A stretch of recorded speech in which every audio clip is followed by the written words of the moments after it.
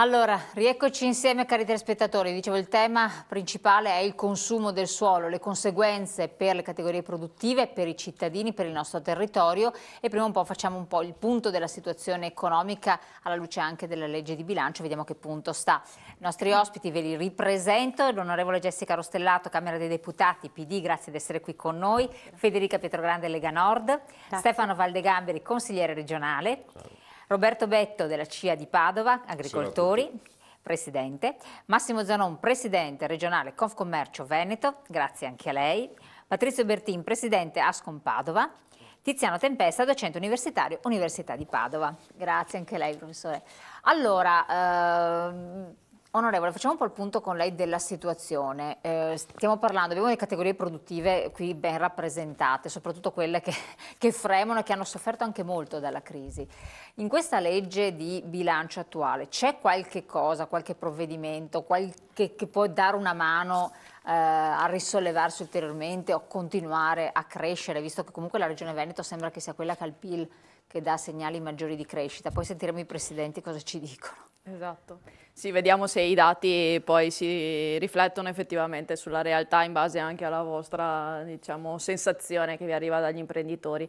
Comunque sì, sembra che ci stiamo riprendendo, la legge di bilancio di quest'anno rimane, diciamo, un po' sulla scia di quella degli anni precedenti e soprattutto dell'anno scorso, in cui si è cercato proprio di dare un grosso aiuto alle imprese. Allora, prima di tutto, come sempre negli ultimi anni, abbiamo dovuto in qualche modo evitare l'aumento dell'IVA e delle accise sulla benzina. Questo richiede circa metà delle risorse della legge di bilancio, purtroppo, però è una brutta eredità che ci portiamo da qualche anno e che nei prossimi anni dovrebbe calare, però anche quest'anno abbiamo dovuto impegnare circa 15 miliardi solo su questa cosa, che comunque è una cosa positiva, perché ovviamente evitare l'aumento di IVA e accise significa avrebbe ucciso comunque, l'economia. esatto, evitare di ridurre i consumi, che è proprio l'ultima cosa di cui abbiamo bisogno in questo periodo, e comunque l'aumento delle accise causerebbe comunque un forte impatto sui costi aziendali e quindi è un grande, voglio dire, impegno da parte dello Stato proprio a favore delle imprese.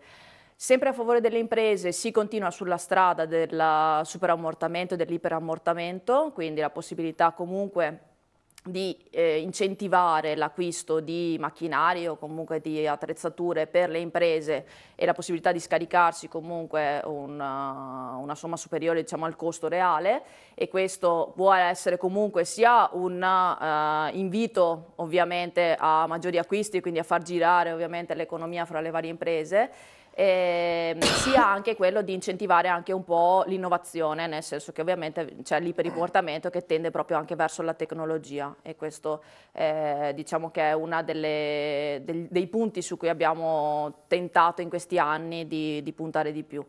Vi sono poi le assunzioni per i giovani, ecco, quindi diciamo che quest'anno gli incentivi sulle assunzioni sono stati concentrati in particolare sui giovani, perché negli ultimi anni la disoccupazione è calata di circa 2 punti percentuali, quella dei giovani è comunque calata perché la disoccupazione giovanile comunque ha avuto un calo notevole di circa il 10%, diciamo, sto parlando di dato della disoccupazione giovanile. Ovviamente c'è ancora molto da fare perché comunque ancora un giovane su 3 risulta disoccupato, e quindi quest'anno ci siamo concentrati sugli incentivi alle assunzioni dei giovani, e quindi vi sarà praticamente un incentivo di circa 3.000 euro all'anno, che è comunque una somma abbastanza consistente, insomma, sui contributi annuali, circa, diciamo, una metà di soldi circa sul costo del lavoro.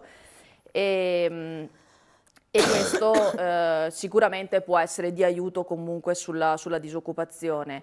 Poi vi sono degli incentivi sulla formazione, proprio perché uno dei problemi che abbiamo è proprio quello anche della formazione dei dipendenti, e quindi degli incentivi anche in questo senso. Poi mi pare che c'è, diciamo, tutta una parte sul sud che però magari non evitiamo di esatto. affrontare, nel senso che sono stati creati dei fondi ad hoc per lo sviluppo delle aziende nel sud, che comunque, voglio dire, è una cosa positiva e ben venga, però diciamo che magari non riguarda in particolare la nostra regione. E poi, diciamo, c'è tutta la parte invece quella sui cittadini, sulle pensioni e sul lavoro, che magari eventualmente riprenderemo, insomma, più Volevo chiederle, avanti, sì. lei tra l'altro è del territorio, abita nella zona della cosiddetta bassa padovana, quindi un territorio che tra l'altro è interessato anche a questo discorso del consumo di suolo. Legge sul consumo di suolo a livello nazionale, se ne era parlato, se ne era discusso, a che punto è la situazione, è stata ripresa in discussione, qual è... Allora, la legge sul consumo di suolo purtroppo era una legge molto importante, nel senso che si è iniziato a discuterla praticamente all'inizio di questa legislatura. Credo addirittura venisse da una discussione precedente, anche delle precedenti legislature, tra la Commissione Agricoltura e Ambiente, perché ovviamente è una questione che tocca sia la questione ambientale ma anche quella agricola, perché ovviamente tutto il terreno che noi togliamo viene anche tolto in molti casi all'agricoltura e quindi questo diventa un problema anche ovviamente per gli agricoltori. La legge purtroppo ha avuto un ping pong tra Camera e Senato da cui non si è riusciti a uscirne, al momento diciamo che non vedo, vista anche diciamo, l'imminente chiusura della legislatura, molte possibilità di vederne purtroppo la luce. Sarebbe stato importante dare una risposta secondo me su questo tema, proprio perché abbiamo un grosso problema sulla difesa del suolo e sul consumo di suolo. Abbiamo tantissimo territorio che è stato cementificato di fatto o comunque che è impegnato, nel senso che magari di fatto non vediamo il capannone ma in realtà è già stato destinato a capannoni e quindi magari se non lo vediamo oggi ma può essere che in un domani ci ritroviamo un capannone in quella zona e quindi questo probabilmente sarebbe da puntare molto di più e infatti questo la legge in qualche modo, la proposta di legge lo andava a prevedere, un po' più il recupero di quello che abbiamo, visto che comunque il mercato immobiliare ormai è fermo da circa una decina d'anni e quindi forse sarebbe molto più utile recuperare l'esistente, tutti i capannoni che sono stati abbandonati anche durante questa crisi recente, piuttosto che andare a costruire comunque nuovi capannoni che vanno anche a deturpare proprio anche l'ambiente in cui viviamo. Il paesaggio. Presidente Zanon, ha qualcosa da domandare a questo riguardo all'onorevole, per quel che anche riguarda la situazione pregressa di quel che è successo? Ma credo che ognuno di noi, soprattutto guardando regione per regione, possa immaginare che quello che è stato in qualche modo un percorso degli ultimi 30 anni nell'urbanistica di questo nostro paese sia stato più un danno alla fine che non una ricerca e quindi soluzione dei problemi dell'occupazione, delle infrastrutture, dei servizi. Oggi credo che tutti possano fare ammenda senza immaginare che ci sia stata già in partenza la volontà di arrivare a questo punto, però prendere atto che si può pensare un paese per il futuro dove si può continuare a crescere, a fare impresa senza più ripetere gli errori del passato. Vale per le cubature costruite fuori dai centri storici e adesso abbiamo i centri storici vuoti, vale per le mega zone industriali o artigianali che sono state costituite e magari neanche mai usate perché si continuava a immaginare prima ancora che fosse una richiesta del mercato, ma solamente per la speculazione puramente edilizia di chi comprando terreno agricolo poi lo trasformava in terreno edificabile, vale anche per tutto quel mondo che ha voluto fare finanza e quindi ha lavorato in questo senso invece che lavorare su un vero sviluppo. E poi l'aspetto della bellezza, onestamente detto da noi può sembrare fuori posto, ma abbiamo delle zone che veramente sembrano terremotate nonostante siano costruite, perché non c'era nessuna regola, nessuna capacità di dare un minimo di dignità anche a quello che è invece una stragrande maggioranza di quello che a noi è stato passato da chi ci ha preceduto, con un'Italia che forse è uno dei paesi al mondo più belli da visitare per quello che è la testimonianza di come è stato costruito, di come si è sviluppato. Ma lei dà una colpa alla politica oppure no? Probabilmente la colpa può essere divisa su più fronti, la politica, chi voleva fare business che tramite la politica ha cercato in qualche modo di condizionare le scelte, chi pensava di essere un genio e di voler far morire il commercio tradizionale per fare il commercio della grande distribuzione, quindi senza immaginare che facendo così ha impoverito i propri paesi, anche qualche sindaco non molto accorto, ma all'insieme di queste cose oggi è inutile parlare di quello che è stato fatto, bisogna cercare di recuperare e soprattutto non continuare a commettere gli stessi errori. chi costruisce oggi un centro commerciale, anche se è autorizzato e ne ha il diritto, non si rende neanche conto di quanto va ad affrontare un mercato che non ha tante risorse per essere sviluppato in futuro. Corre il rischio che è inimmaginabile solamente 10 anni fa. Certo. Presidente Bertin, Ascom Padova, qualcosa da chiedere o osservazione da fare con l'onorevole? Devo dire, sulla legge di bilancio vediamo magari l'aumento dell'IVA come un successo, per me è una sconfitta, insomma è una sconfitta nel senso che sarebbe ora di non parlare più di aumenti, ma come vediamo che vanno anche altri paesi, cominciare a ridurre le tasse. Riducendo le tasse si rimette un paese in competizione, perché ormai conosciamo tutti la situazione, noi non siamo più un paese competitivo perché abbiamo dei costi troppo alti e quindi di conseguenza quando si esporta specialmente all'estero andiamo subito in crisi e quindi sarebbe opportuno cominciare a ragionare in questo modo. Riduciamo le tasse e non parliamo di incentivi, ma parliamo appunto di poter dare alle imprese la possibilità di crescere, di svilupparsi e quindi si crea assunzione, si crea tutta una serie di situazioni che questo Paese sta aspettando da molti anni. Ecco, vi prego. Sì, e per quanto riguarda il consumo del suolo, noi come Ascom Padova siamo impegnati ormai da anni, da quando mi ricordo io che ho cominciato a fare associazionismo, nel consumo del suolo. Noi parliamo sempre di riqualificazione urbana. Riqualificazione vuol dire rimettere in moto anche il settore dell'edilizia, perché c'è tanto da ristrutturare, di qualificare, perché nei tempi passati è stata un po' abbandonata a se stessa. Conosciamo tutti i comuni perché hanno problemi di stabilità di bilancio e quindi hanno dovuto far cassa in qualche modo.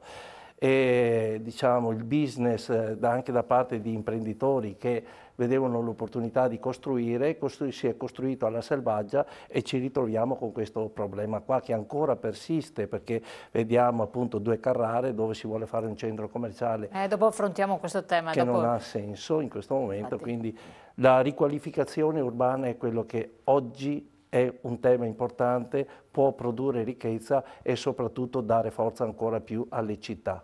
Certo. Onorevole, chiedo 2 punti, cui accennava anche il Presidente Bertini. Da un lato le tasse, adesso abbiamo gli Stati Uniti, no, che sono andati a toccare su questa aliquota, quasi aliquota unica molto bassa, e gli osservatori dicono che questo andrà comunque a toccare, dovrà cambiare qualcosa nella nostra Europa, perché come sempre ci saranno delle ripercussioni, delle conseguenze e molti dicono anche in Italia bisognerà rivedere il sistema fiscale che è estremamente gravoso, eccetera.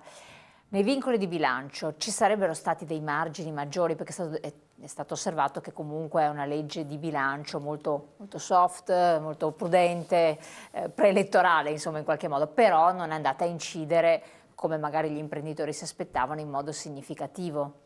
Sì, è vero, è un po' contenuta, dobbiamo anche dire che probabilmente la situazione non sarebbe questa se il 4 dicembre, quindi esattamente un anno fa, le cose fossero andate in maniera diversa, perché ricordo che il governo precedente aveva proprio questa intenzione, cioè aveva promesso per quest'anno proprio di andare a ritoccare l'IRPEF.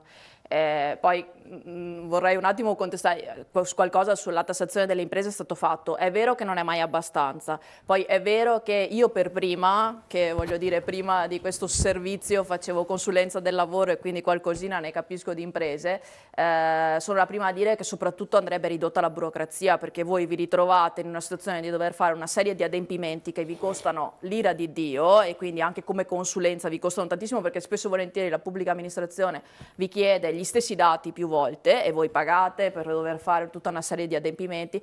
Quindi secondo me ormai ovviamente nella prossima legislatura, perché non vedo strada in questo momento, io su questo ho fatto molte battaglie, per esempio anche su 770, che ormai è diventato un modello totalmente inutile per voi imprese, ma che vi costa almeno 500 euro all'anno, almeno. Quello è il lavoro secondo me sicuramente da fare, quindi ridurre anche i costi della burocrazia, dove significa anche non dover costantemente pagare per l'invio di ormai documenti inutili alla pubblica amministrazione, che attraverso per esempio lo scambio di dati potrebbero essere evitati. Poi comunque degli interventi importanti per esempio sull'IRAP sono stati fatti, sulla tassazione aziendale. È vero però appunto che l'idea dell'Europa già da qualche anno è quella di dire aumentate la tassazione sui consumi e riducete quella sui redditi. Okay? Quindi diciamo che l'aumento dell'IVA, che sarebbe auspicato dall'Europa, andrebbe proprio in questo senso, cioè dire riducete le tasse alla gente, alle imprese, però fate pagare di più i consumi, quindi fate pagare chi consuma di fatto, non pagate sul reddito, ma su chi ha la possibilità di consumare, perché poi abbiamo chi ha un reddito e magari lo piccolo spende... particolare che viviamo di consumi, perché anche per mangiare e sopravvivere... Lo so, consumi, infatti probabilmente andrebbe fatto un tipo di tassazione molto diversa, nel senso che allora forse bisognerebbe dire quali sono i beni fondamentali su cui magari la tassazione deve essere inferiore e quali sono invece i beni su cui è il caso di effettuare una tassazione più alta. Ecco, non si è riusciti a fare questo purtroppo, quindi ci siamo dovuti accontentare purtroppo solo di evitare questo aumento dell'IVA, perché appunto dall'altra parte si sarebbe dovuto ridurre anche l'IRPEF e le risorse non sarebbero state sufficienti per fare qualcos'altro in questa legge di bilancio, che è sicuramente ristretta. L'anno scorso avevamo avuto molto più spazio perché avevamo avuto comunque un'apertura da parte dell'Europa proprio in vista anche delle riforme che dovevamo fare, e quindi probabilmente se queste riforme ci fossero state adesso il governo potrebbe tirare un sospiro di sollievo in più, perché magari anche quest'anno avremmo avuto questo tipo di apertura.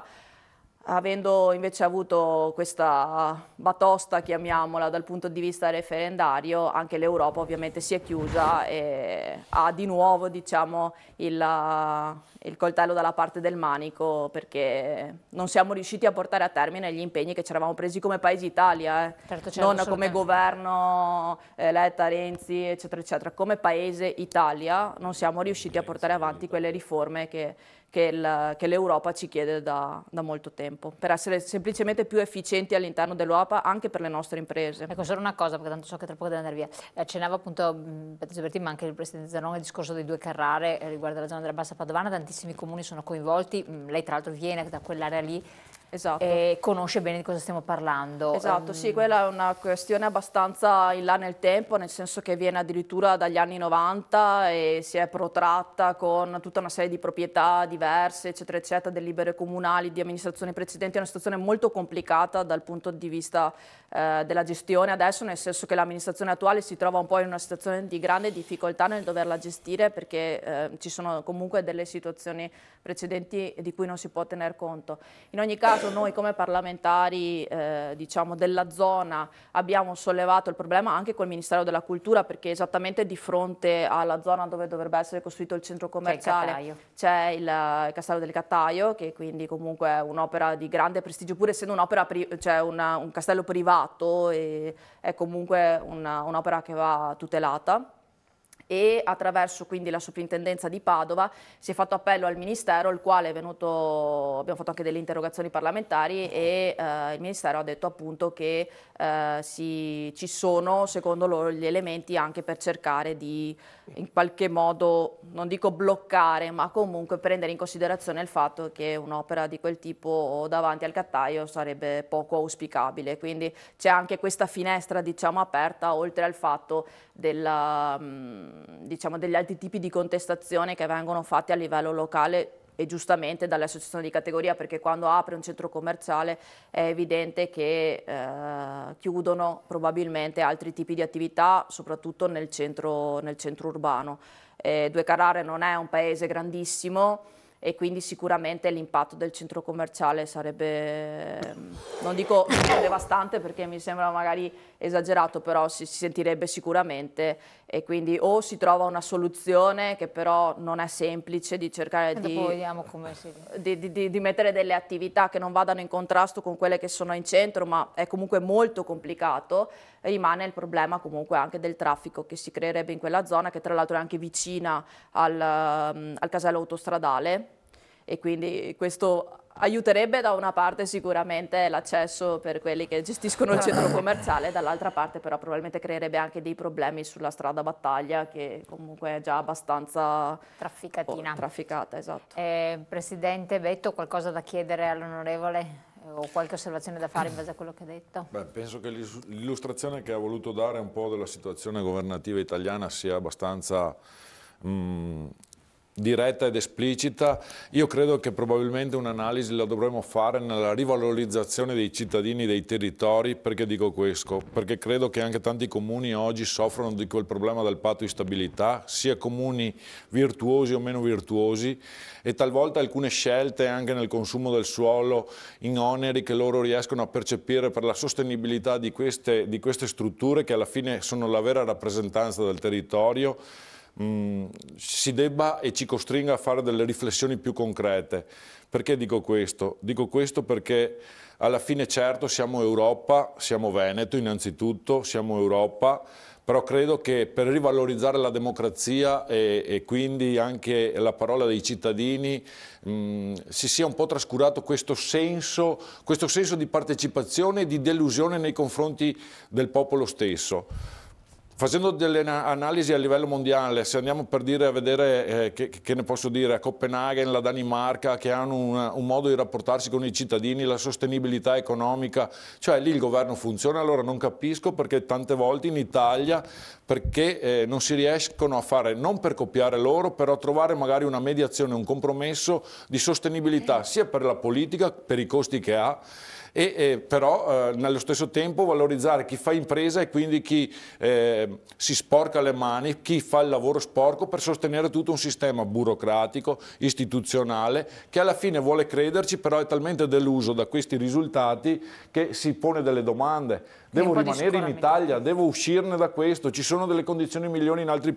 Noi siamo italiani, siamo convinti che ci spendiamo come associazioni di categoria per difendere alcuni diritti. Oggi siamo qui, il tema è il consumo del suolo, non so, sono partito da distante, però per dare degli spunti che probabilmente l'autocritica, l'autoanalisi e una riflessione ponderata ci possa non dico risolvere i problemi, però sappiamo benissimo che noi non siamo partiti da zero, ma partiamo da -10 e dobbiamo arrivare a zero per dire da adesso in poi saremo in crescita.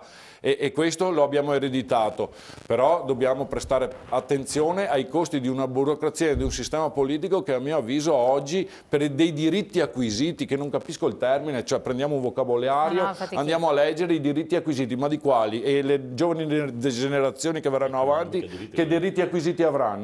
Chiaro. Punto di domanda. Valdegamberi. Sul tema, l'argomento è talmente ampio che dovremmo parlare qui di... No, ma qualcosa relativamente adesso, come ci lascia, esatto, l'onorevole, perché c'è in pubblicità tra poco, e quindi se un'osservazione relativamente a quello che ha fatto, che deve... Sì, si cerca sempre di trovare un po' degli alibi, l'Europa, il referendum mancato. Io insomma, alla fine...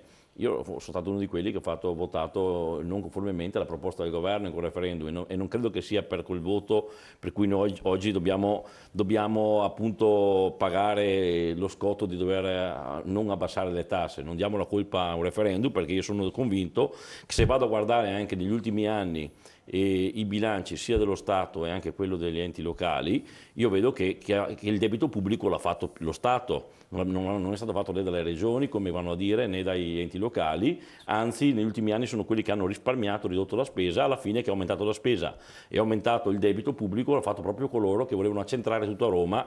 E per me invece io credo che una gestione sul territorio fatta in maniera efficace, efficiente e avendo bene prendendo in considerazione i problemi reali di area per area e non in maniera dirigistica dal centro, sia più efficace, più efficiente e più economica anche per lo Stato. Era una visione diversa che era posta dal referendum di Renzi, dove si pensava che accentrando tutto il potere a Roma si risparmiasse di più. Ripeto, se andiamo a guardare negli ultimi 20-30 anni, il debito pubblico è stato creato da tutte quelle funzioni che sono state accentrate, non è il territorio, non è la periferia, non sono i comuni, ma il debito pubblico è stato fatto dallo Stato appunto centrale. E quindi a dar la colpa di questa impostazione il fatto che bisogna aumentare le tasse oppure non diminuire le tasse mi sembra un pretesto più che una risposta. Poi io credo che il problema principale che noi abbiamo ovviamente è il debito pubblico che abbiamo, perché ogni manovra è limitata, perché ovviamente ci sono dei paletti posti dall'Europa e ci sono dei vincoli, e quando uno degli impegni da rispettare, il fatto che non aumenti l'IVA, che non aumenti altre tasse, quindi le risorse vengono fagocitate da questi paletti che sono stati posti.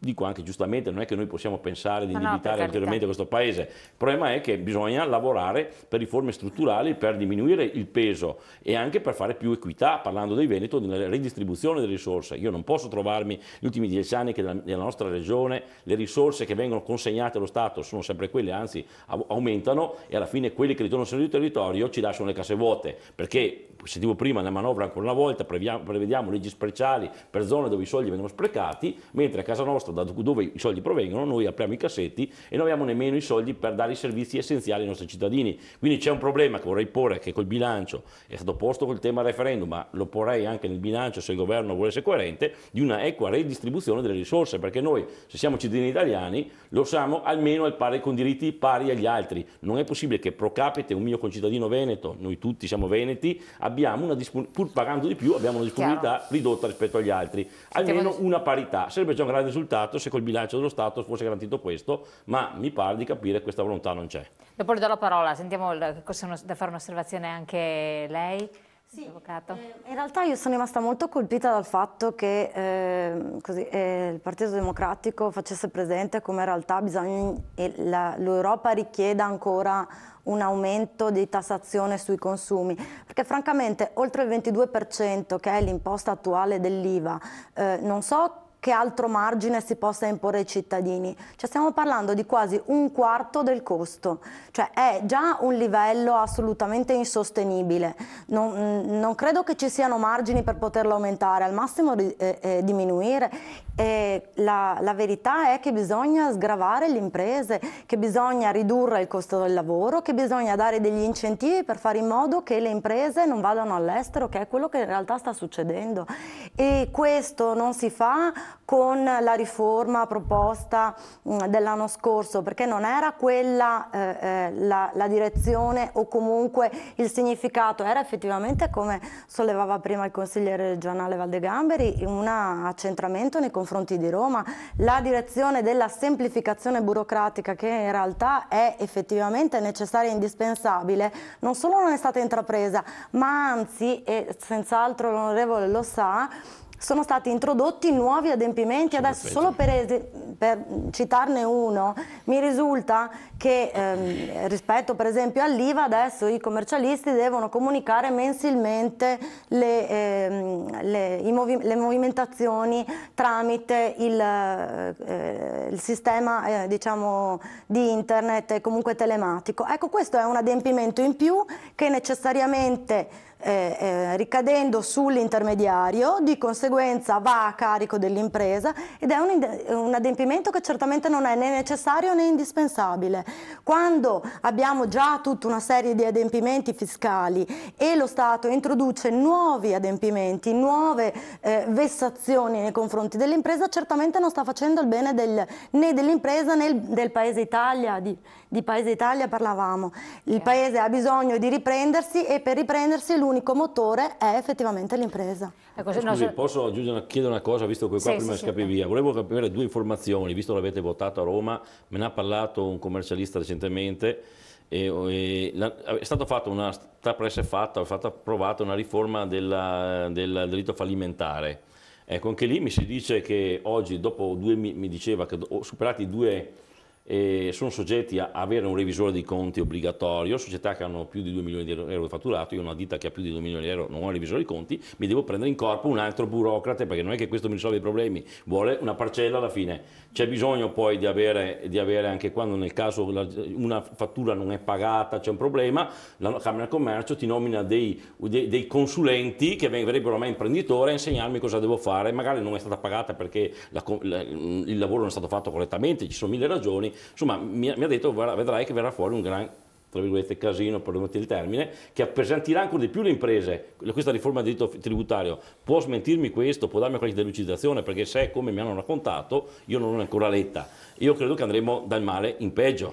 Allora adesso le do 2 o 3 minuti, dopo deve scappare, perché abbiamo il time code a sua presenza, rispondendo alle osservazioni. Ci vorrebbe una giornata. No, brevemente rispondendo alle interlocuzioni che sono state fatte. No, allora, quello che intendevo dire con la riforma costituzionale che non è passata, e poi chiudiamo perché tanto ormai al passato ormai è evidente che l'Europa chiedeva degli obiettivi, tra cui quella delle riforme. La riforma serviva soprattutto a rendere più efficiente lo Stato e a ridurre il contenzioso tra Stato e regioni, a dire questo lo faccio io e questo lo fai tu. Non era una riforma accentratrice, era una riforma in cui si definiva cosa doveva fare uno e cosa doveva fare l'altro. Poi, e tra l'altro, aumentava la possibilità di, diciamo, incentivava ulteriormente l'autonomia, e io sono la prima a dire che l'autonomia regionale, questa riforma, come no, certo, andava a centrava tutto Roma e toglieva... No, ma l'articolo sull'autonomia differenziata andava addirittura, diciamo, arricchito. Non entriamo, sì, però comunque non entriamo e io nel sono la merito, prima. Non è mai stata attuata l'autonomia differenziata? È un articolo fatto ancora anni fa, mai attuato, sempre negato anche il Veneto. Soprattutto dai governi, infatti i governi di centrodestra, quando il Veneto fece la richiesta nel 2008, la chiusero nel cassetto. Infatti è per quello che siamo in trattative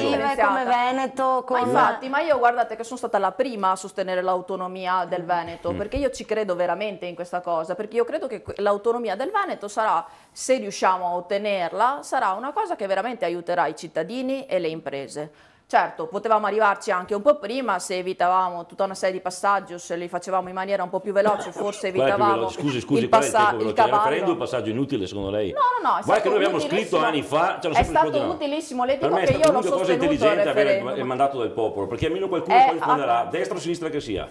Esatto. Se entriamo nel merito non sono usciamo. Assolutamente d'accordo con lei. Il referendum è necessario perché mette una pietra e dice i cittadini, che ci sia destra o sinistra, il governo regionale o nazionale, hanno detto così, va benissimo, però se lo facevamo un po' prima probabilmente si poteva aprire il tavolo prima.